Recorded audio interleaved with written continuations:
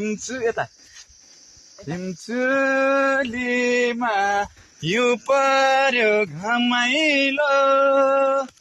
आफ्नै गाउँ आफ्नै ठाउँ लाग्दा छ रमाइलो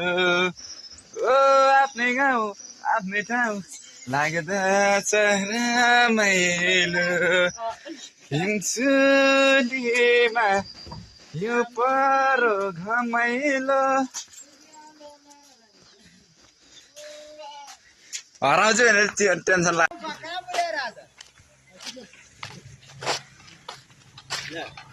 हाई भनिदिनु ब्लगलाई भन्नु भएन आज कुन दिन थियो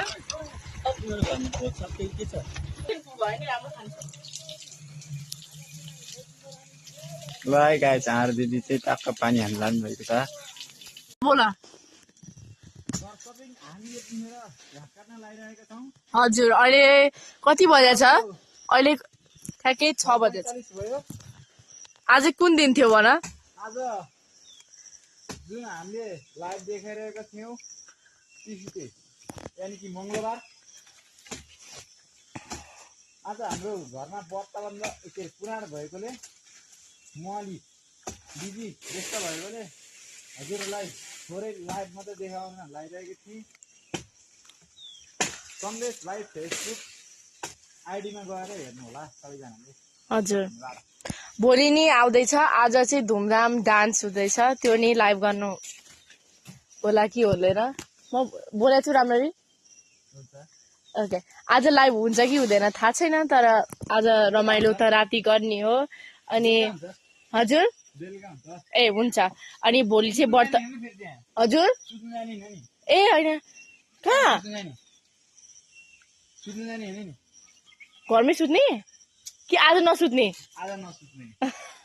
आज नसुत्ने आज हामी रमाइलो गर्ने हो अनि भोलि चाहिँ ठुलो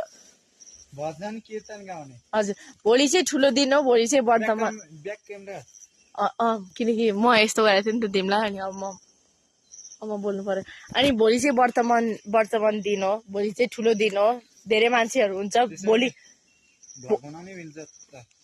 भ्लग नै हो भोलि चाहिँ ठुलो रमाइलो दिन हुन्छ किनकि धेरै मान्छे हुन्छ ओभर 300 मान्छेहरू आउँछन् होला कति 500 लाइक धेरै मान्छे हुन्छ over 500 from all around the world, from all around Nepal actually. So it's going to be from Kathmandu, Chiton, Sorpani, Masil, all over Nepal. Yeah, Masil ma hununcha boli ekdam ramailo huncha मेरो भाइको भलसम्बन्ध हो भोलि आज हामी कति चोटी स्टोरमा गएको भन त भाइ आज हामी कति चोटी स्टोरमा गएको भन त हामी धेरै चोटी हाम्रो फुल दिन नि के अरे त्यो ल्याउने कि त्यो ल्याउने कि पसल ल्याउने कि त्यो नि भोलि त्यस्तै हुन्छ तर केही हुँदैन त्यस्तो हुँदैन अनि आज सन्देशले नि गीत गाएको दामी थियो लाइभमा हेर्नु हजुरहरूलाई हेर्न मन लाग्छ भने अनि यो घाँस अलमोस्ट डन भएको छ अब फातमा अब केही भन्नु छ भ्लगलाई लास्ट ल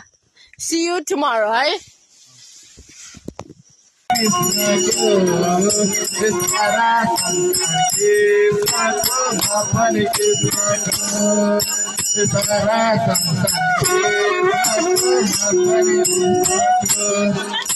वृन्दावनको तैको ठेकी छोरी छोरी खाएको वृन्दावनको तैको ठेकी छोरी छोरी खाएको 1600 गोपिनीले मोली लाएको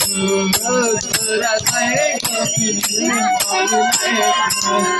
वृन्दावनको तैको ठेकी छोरी छोरी खाएको वृन्दावनको तैको ठेकी छोरी छोरी खाएको 1600 गोपिनीलाई मोली लाएको 1600 गोपिनीलाई मोली लाएको